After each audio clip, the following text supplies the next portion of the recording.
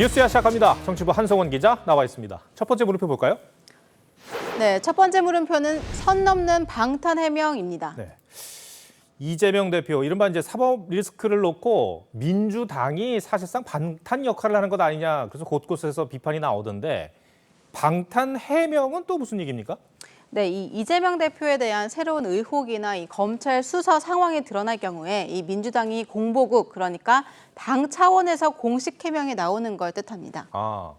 당 대표에 대한 공격이니까 당이 이렇게 나서는 건 어쩌면 좀 당연해 보이기도 하는데 또 그렇지 않은가 보네요. 물론 이 정당의 대표가 이 당무를 수행하는 과정에서 생긴 일에 대해서는 이 당 공보국 차원에서 이를 반박하거나 해명하는 입장을 내는 게 당연합니다. 하지만 지금 이 대표에게 불거진 의혹들, 이를테면 이 대장동, 백현동, 성남 FC 같은 의혹들은요, 모두 성남시장 시절에 발생한 것들입니다. 그러니까 이 당 대표가 대표직을 맡기 전에 본인에게 제기된 의혹을 이 당 공보국 차원에서 대응하는 게 맞냐, 이런 지적입니다. 네. 그러고 보니까 당 대표 개인 의혹에 대해서 당이 이렇게 전면적으로 나서는 게 좀 낯설어 보이긴 하네요. 네, 이 대표를 둘러싼 의혹들이 워낙 많은 상황도 작용한 것으로 보이는데요. 이 대표는 지난달 6일이죠. 이 검찰 소환 통보에 대한 자세한 자신의 입장을 밝힐 때부터 이 민주당 공보국의 대응이 나왔었습니다. 이재명 대표는 출석 요구 사유가 소멸되어 출석하지 않습니다. 그러자 이번에는 성남FC로 소재만 살짝 바꿔서 이재명 주기 3탄을 내놓았습니다. 검찰이 무슨 근거로 이재명 대표를 피의자로 적시했는지 의문입니다.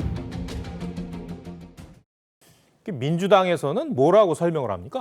이 민주당에서는 이 당대표에 대한 정치 보복이기 때문에 이 당무와 연관된다, 이런 입장입니다.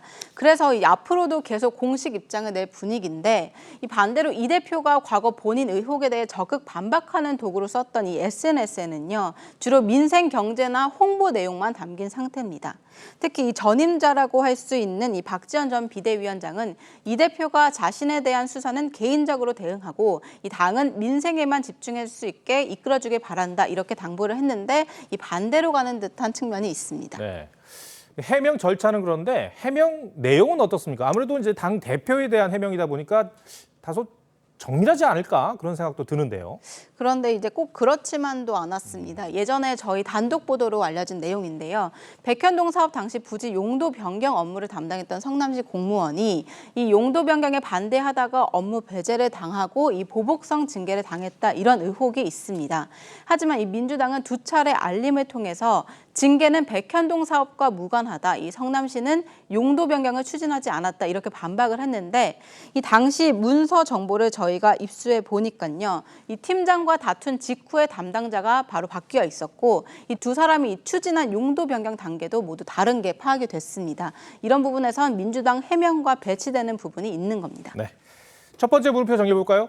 네, 첫 번째 물음표 선 넘는 방탄 해명의 느낌표는 이재명을 위한으로 뽑아봤습니다. 네. 이 민주당의 이재명이 아니라 이재명의 민주당이라고 하죠. 이 대표와 당이 혼연일체가 되어가는 이 과정이 언젠가 큰 부담으로 작용할 수도 있어 보입니다. 알겠습니다.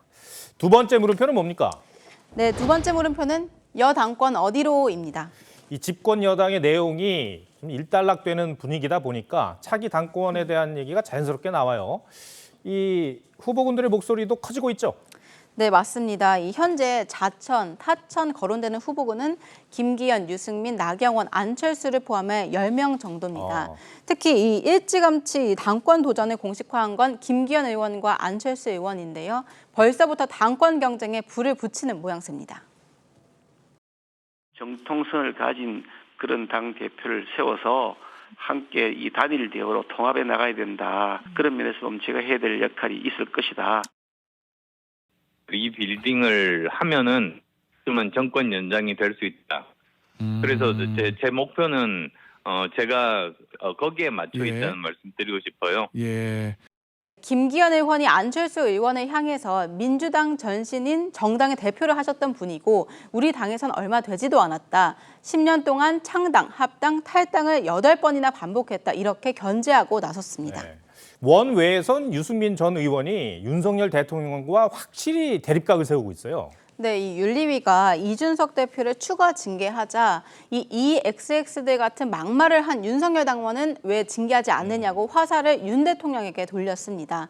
또 지난 8월부터요, 펠로시 의장 방한과 같은 쟁점에 목소리를 내면서 이른바 비윤 진영에서 영향력을 확대하려고 시도 중인 모습입니다. 예.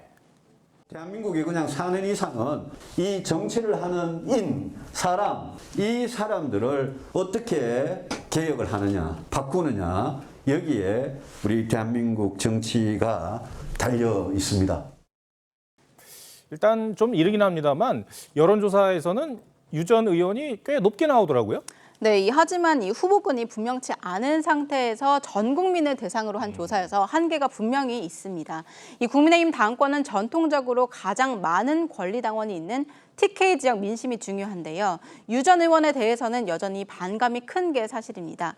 오늘 그 한 TK 지역 의원과 통화를 해봤는데 이 유 전 의원에 대해서 지금도 배신자 이미지가 강하다면서 이준석 전 대표보다도 지지율이 낮은 게 현실이라고 전했습니다. 이 당원을 대상으로 한 여론조사가 아니기 때문에 역선택 효과도 작용한 것으로 분석이 되고 있습니다. 네. 나경원 전 의원도 목소리를 내고 있죠. 네, 이 나 전 의원은 최근 캠프를 꾸릴 준비에 나선 걸로 알려졌는데 이 법원과 윤리위 결정에 다행이다, 당의 리더십이 안정되고 있다 이런 입장을 냈습니다. 방금 역선택을 언급을 했는데 이게 전당대회 룰에서 쟁점이 될 가능성이 높죠? 네, 이 국민의힘 당대표 선출은요, 당원 투표 70%, 또 국민 여론조사 30%인데요. 이 역선택 방지 조항이 있으면 나경원, 안철수, 김기현 의원은 유리하고 없으면 유승민 전 의원이 유리한 구조입니다. 그래서 벌써부터 역선택 방지 조항을 주장하자는 목소리가 나오는 겁니다. 네.